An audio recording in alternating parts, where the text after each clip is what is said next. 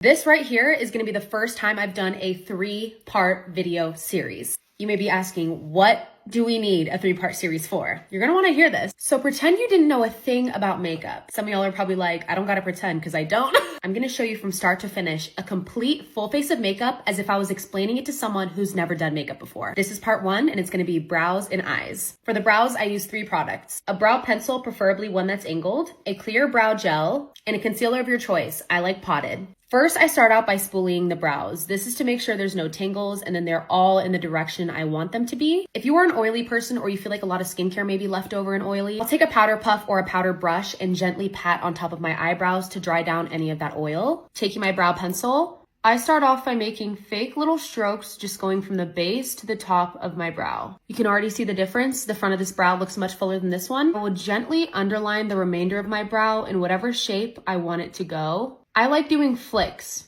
rather than just straight up drawing one harsh line. My brows are sparse right at that arch, so I do fill that in a lot more than the rest of my brow. I will always make sure I have a sharp end of the brow. I feel like I like my brows a little longer, so I'm gonna add a couple more strokes to the front. It's that simple to extend your brow. You don't have to have brows to have brows. We just want our brows to generally look kind of what we want them to look like, but no worries on them being perfect because we're gonna use concealer to sculpt them out even more. But before that, you wanna take your brow gel. There are tinted brow gels that have color, but I prefer just using a clear one and making all the color come from our pencil. I like placing the brow hairs in the front more up, and then as it gets to the tail, leaned more to the side. That's just my desired shape. This brow gel is from Rare Beauty, and it is one of my favorite clear brow gels. A brow gel will also keep your brow hairs in place all day rather than flying around in the wind and falling down if you have thicker hairs. That's the purpose of this gel. Last step for the brows, carving it out with concealer. This is a potted concealer from Rare Beauty, and I absolutely love it. It has the perfect thickness to me. You're gonna wanna get a thin, flat brush. This is the one that I use. It is my MAC 248 brush, and it really gives you a thin base to carve your brow hairs out with. I'm just gonna coat both sides of this brush in my concealer and kind of flatten it out on the edge of your product. I lay my hand on my face so that I have full control, and I slowly but surely underline